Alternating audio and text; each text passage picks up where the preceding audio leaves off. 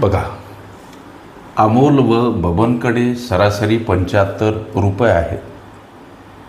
बबन व चंदनकडे सरासरी 66 रुपये आहेत.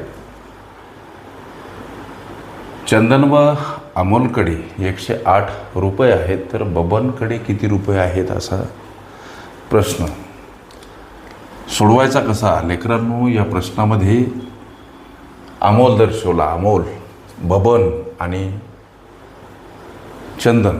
म्हणजे अमोलसाठी लेकरांनो इथं काय घ्या तर ए घ्या, बबनसाठी काय घ्या तर बी घ्या, आणि चंदनसाठी सी हे त्यांचे चलपदात्मक नामं लक्षात घ्या, किंवा समीकरण स्वरूप नामं.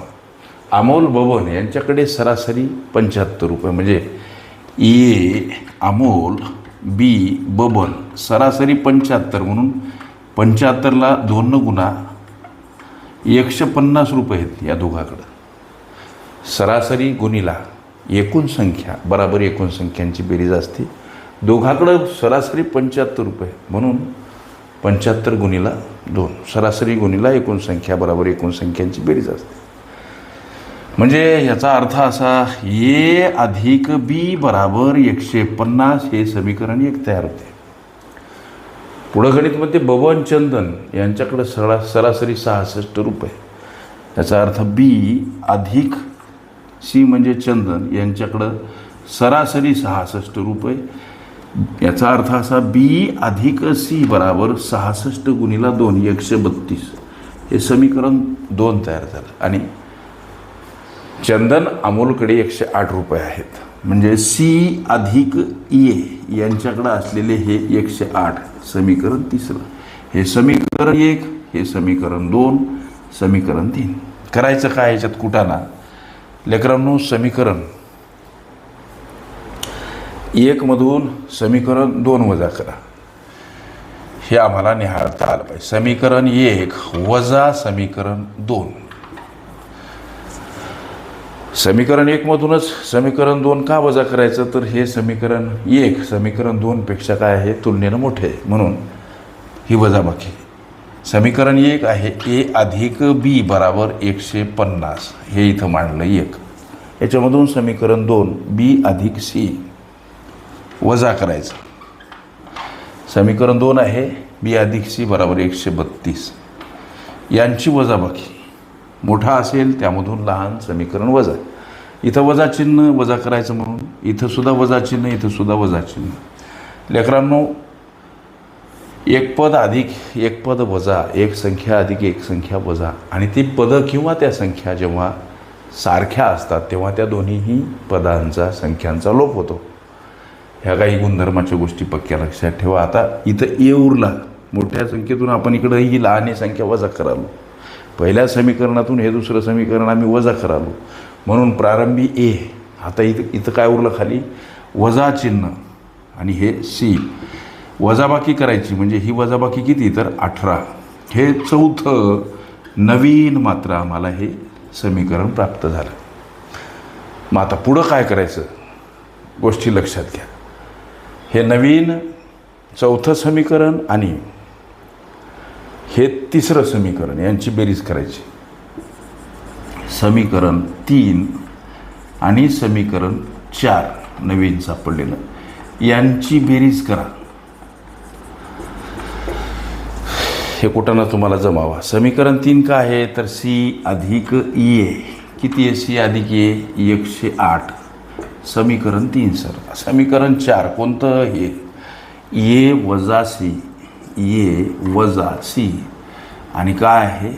18. हे समीकरण 4 नवीन सापडलेलं, यांची बेरीज करायची. म्हणजे इथं अधिक चिन्ह, एक पद अधिक एक पद वजा. ते पद जर सारखे तर त्यांचा लोप. म्हणजे इथं काय उरलं? हो, ए आणि ए. याचा अर्थ ए अधिक ए काय? तर 2a. ही बेरीज करा, लक्षात घ्या. किती येते ही बेरीज? 18 26 126 सर. म्हणजे 2a बराबर 126 हे आम्हाला उत्तर प्राप्त झालं. 2a बराबर 126. एला एकटं करू, 126 कड जाताना 2 भागीला ए बराबर हा भाग द्या बेसख 12 आणि बेतिरी 6. ए कोण आहे? हा ए अमोल आहे. अमोलकडे किती रुपये येतं? 63 रुपये. याचा असा अमोलकडे 63 रुपये आहेत. गोष्टी लक्षात घ्या. अमोलकडे किती रुपये आहेत? 63 रुपये. आम्हाला बबनकडे किती रुपये आहेत असा प्रश्न विचारला सर. म्हणून समीकरण 1 मध्ये एची किंमत ठेवा. समीकरण ए काय? समीकरण ए काय आहे लेकरांनो? ए अधिक बी बराबर 150 आहे. हे आहे तुमचं समीकरण 1. याच्यामध्ये एची किंमत ठेवायची. ए म्हणजे 63. याच्या ठिकाणी ही किंमत मांडली. बी म्हणजे बबनकड असलेली रक्कम.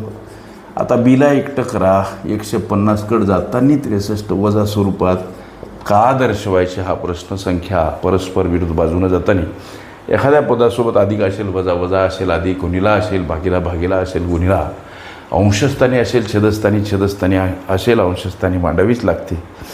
हे काही गणितीय गुणधर्म लेकरांनो. ही वजाबाकी 87 रुपये. जो प्रश्न विचारला की बबनकडे असलेली ही रक्कम आहे, बबनकडील रक्कम किती, हा जो प्रश्न तुमचा, त्याचं उत्तर 87 रुपये. हे तुमच्या विचारल्या प्रश्नाचं लेकरांनो उत्तर. ओके. समीकरणे, वर्ग समीकरणे ह्या माझ्या प्लेलिस्ट अवश्य बघा. त्यामध्ये विविध स्पर्धकांनी विविध अंगांनी विचारल्या संभाव्य अशा असंख्य प्रश्नांचा सराव तुम्हाला करता येईल.